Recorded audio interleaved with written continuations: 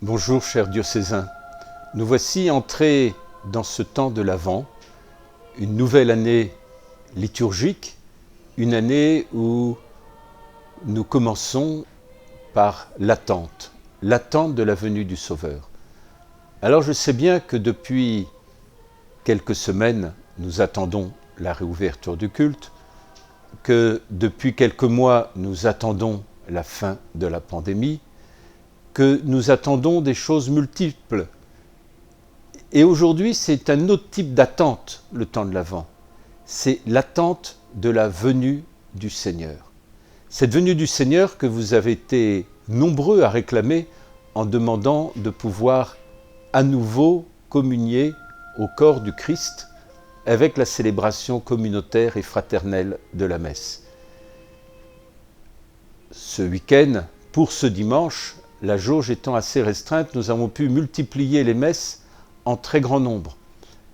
Et j'espère que vous réussirez à vous plier au problème des horaires, certains prêtres disant même 6 messes ce dimanche. Mais cette attente du Seigneur, il ne faut pas simplement la vivre dans l'attente de la célébration eucharistique, mais en découvrant que cette attente est l'attente marquée par l'espérance. L'espérance est un don de Dieu, et ce don de Dieu de l'Avent, c'est la venue du Christ lui-même, c'est la venue du Sauveur. Il est là, notre Sauveur, il vient nous sauver, il vient transformer notre existence, et surtout, il vient donner à notre existence la dignité même de Fils de Dieu.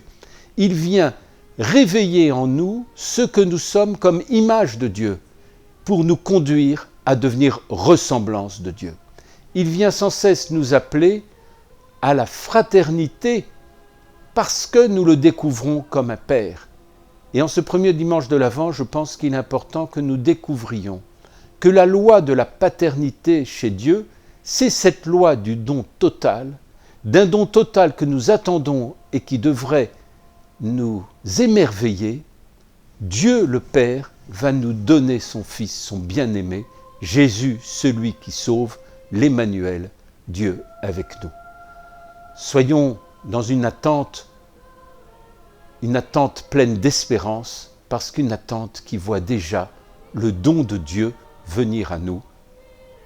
D'ici quelque temps, il va venir notre Sauveur, il vient nous sauver. Il est le Christ, celui qui donne sa vie pour nous, celui que le Père donne à l'humanité et qui s'offre pour l'humanité pour nous donner à chacune et à chacun la vie en surabondance.